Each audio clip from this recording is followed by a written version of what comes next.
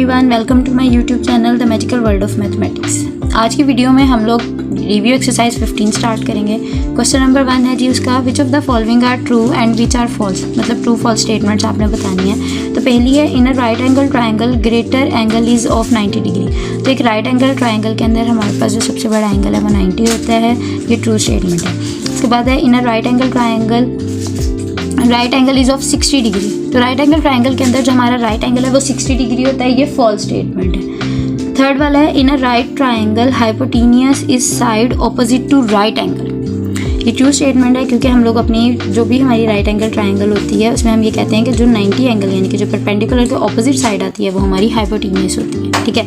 उसके बाद वो कहते हैं, जो फोर्थ स्टेटमेंट है उसमें वो कह रहे हैं, if A B C are sides of right angle triangle. कहते हैं अगर ए बी सी जो हैं वो हमारे पास राइट एंगल ट्राइंगल की साइड्स हैं with C as longer side, और सी पे हमने कंडीशन रख दी कि वह सबसे बड़ी साइड है, then C square is equal to A square plus B square. तो ये कंडीशन हमारे पास ट्रू है, ये हमारे पास बन जाता है हाइपोटेन्यूस का square is equal to base का स्क्वायर प्लस परपेंडिकुलर का स्क्वायर, ठीक है। तो ये हमारे पास असल में पाइथागोरस थ्योरम की कंडीशन को सेटिस्फाई करता है।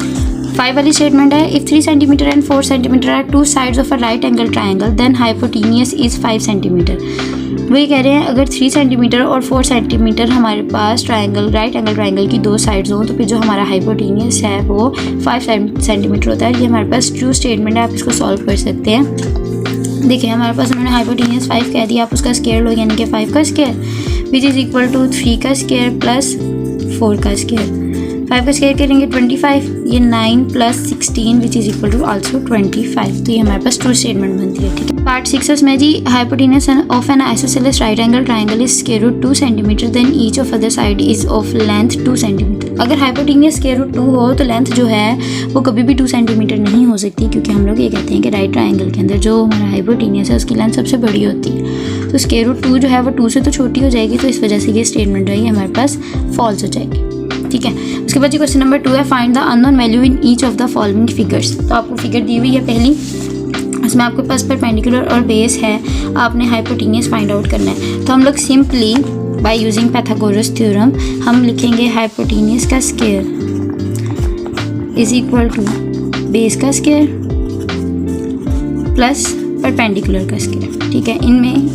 इन चारों में यही फार्मूला लगना है। हम इस फार्मूले में वैल्यूज पुट करेंगे, जैसे इसमें हाइपोटेन्यूस का स्क्वायर यानी कि एक्स का square is equal to base का स्क्वायर करेंगे 9 प्लस 16, तो हमारे पास ये बन जाएगा 25। 25 का स्क्वायर रूट लेंगे तो आंसर x आ जाएगा। मैं आपको यहाँ पर सॉल्व करके दिखा देती हूँ। आपके पास जो पहला क्वेश्चन है उसमें आपके पास हाइपोटेन्यूस का स्क्वायर लेना था, यानी कि आपने x का स्क्वायर लेना था इज इक्वल टू आपने बेस का स्क्वायर लेना था यानी कि 3 का स्क्वायर प्लस परपेंडिकुलर स्क्वायर यानी कि 4 का square. X square is equal to 9 plus 16 is equal to 25, taking square root on both sides, तो x का आंसर आ जाएगा 5, ठीक है।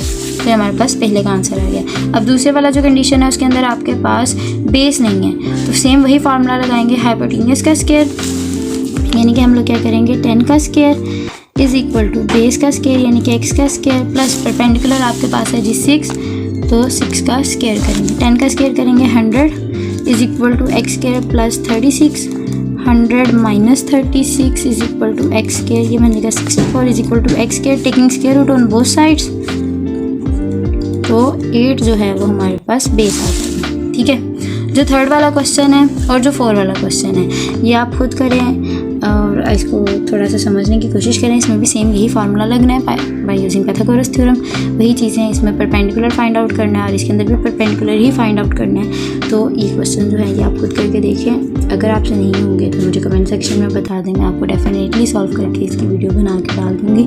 और मेरी वीडियो को लाइक